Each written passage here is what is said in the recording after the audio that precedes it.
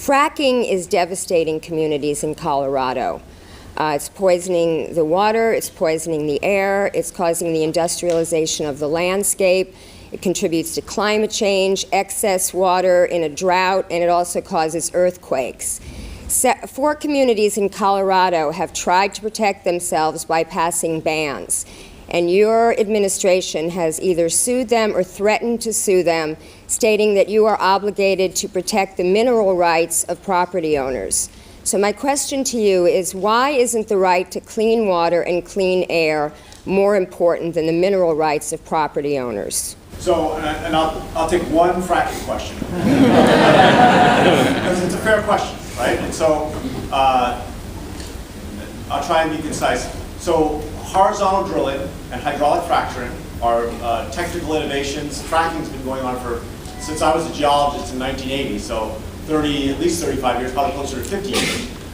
Not the new techniques. No, the fracturing is the same as it ever was. The difference is now there's horizontal drilling, so they can drill a well, they go down 8,000 feet, which is generally the shallowest well in Colorado, and then they go out horizontally in a bed of shale, and they can keep within 2 inches, right in the center of that bed of shale. So it allows them, there are all these microfractures in the shale. Once you drill this thing out, sometimes they'll drill out 8,000 feet horizontally. I mean, when I was a kid, you could never imagine this. And then what they do is they put under great pressure slurry. It's a viscous, it's called frac fluid. It's guar gum. It's viscous, clear stuff. And they put a bunch of little bits of silt and sand, push it under great pressure, goes out into the shale, pushes open the little microfractures, and then when they take the pressure off, the little bits of sand hold those microfractures open, and suddenly you can get huge amounts of gas, very, very inexpensive. So the concern is that pushing that frac fluid under great pressure is going to create, get up into the groundwater, which in Pennsylvania, in New York, where you have shallow shales that are much closer to water, possible, you have to be very, very careful. Colorado, we're almost 2 miles apart, right? So our groundwater is at 800 feet, and the fracking is occurring at 8,000 to 12,000 feet. We can't find, we frack 5,000 wells a year for the last at least 35 years, and we can't find where it gets into groundwater. What happens, though, they leave the frac fluid, which is, think of it as like watered down diesel oil, right? It's not something you want in your water. It's filthy, right? But they let it spill or seep into streams. It was grossly unregulated. So we have changed the regulations. So we now, this session, we increased the fine from $1,000 a day to $10,000 a day.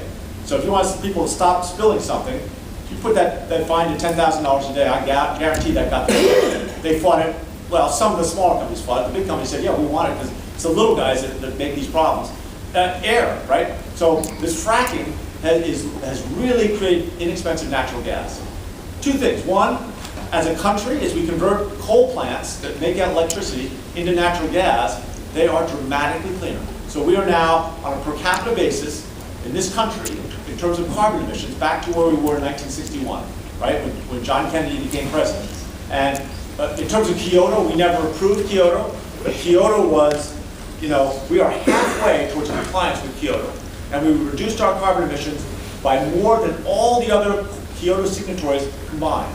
And it's because of inexpensive natural gas. It also is the equivalent of putting about, in those states that have natural gas to everybody's home, it's putting about $600 to $700 per year into low-income household budget. So not that there are not real problems with fracking, and it has to be done clean, but air pollution. So we sat the oil and gas industry down a year ago and had them basically convince them that they're losing the social trust, their social contract, the public trust.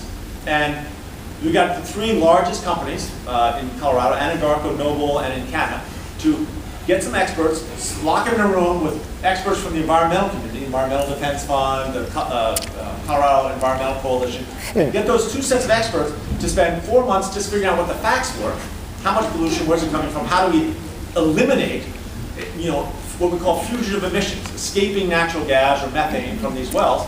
And in the end, it's going to cost the oil and gas industry $60 or $80 million a year. But they agreed to, Colorado's the first state in the country to regulate methane, right? And intensively. And in the end, the oil and gas guys stood side by side with the environmental community, both claiming victory. Well, that's sort of what has to happen. Now, I agree, I mean, no matter how optimistic you are, I don't think we're going to get to a green economy, right? Wind, solar, geothermal. The best case is 15 years, probably 20 years. Natural gas is a great transition. And until we get more electric cars, until we get more transportation fuels that are renewable, we probably need a certain amount of oil. So that's where having that produced in this country, creating jobs, lowering the cost here, makes the world a safer place. We're not sending our kids off to fight battles that are oftentimes over oil, despite what we may say. There's two pretty strong arguments on it. So I tried to stay in the middle, which of course never works well if you're an elected official. My nickname, I'm sure some of your friends will refer to me as Frackenlooper, Governor Frackenlooper. but my point is, our responsibility is to make sure if they're going to do this, they're going to do it safely. In terms of local control, we are very close to negotiating for the first time in the history of the West, where we will give counties, the reason we did the lawsuit, one of the communities banned fracking, which in the modern world means basically you said that no one could get to the minerals underground. And in our state constitution, we have what's called the split estate. The person who owns the ground doesn't own the mineral rights. Somebody else owns those mineral rights. Many times they're retired people, and this is part of their retirement savings. And if our Constitution guarantees the mineral rights owner, they can put a well on the surface and pay for that little bit of disruption they do to the farmer or whoever the landowner is, but then they get to get their minerals. Well, when you ban fracking, that's in contradiction to our state constitution.